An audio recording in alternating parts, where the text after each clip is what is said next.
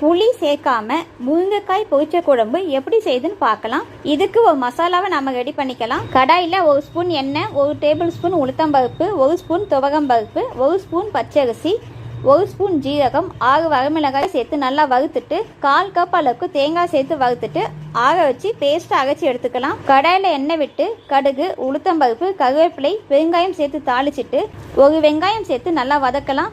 வெங்காயம் வதங்கினதும் 3 தக்காளி சேர்த்து வதக்கிட்டு அதில் 1/4 ஸ்பூன் மஞ்சள் தூள், 2 முருங்கைக்காயை கட் பண்ணி சேர்த்துக்கலாம். குழம்புக்கு தேவையான அளவு உப்பு சேர்த்துக்கலாம். இதில் 1/4 கப் அளவுக்கு துவரம் பருப்பை ஊற வச்சு வேக வச்சு எடுத்து வச்சுக்கலாம். பருப்பு வேக வச்ச தண்ணியும் பருப்பையும் சேர்த்து முருங்கைக்காயை வேக வைக்கலாம். முருங்கைக்காயை தண்ணியில் வேக வைக்கிறதை விட இந்த மாதிரி பருப்பில் வேக வச்சோம்னா டேஸ்ட் ரொம்ப நல்லா இருக்கும். காய் நல்லா வெந்ததும் ஏற்கனவே அரைச்சி வச்சிருக்க பேஸ்ட்டை சேர்த்து கலந்து 5 நிமிஷம் கொதிக்க வச்சு ஸ்டவ் ஆஃப் பண்ணிடலாம். இந்த ரெசிபியை ட்ரை பண்ணி பாருங்க. அடுத்த வீடியோவில் மீட் பண்ணலாம். பாய்.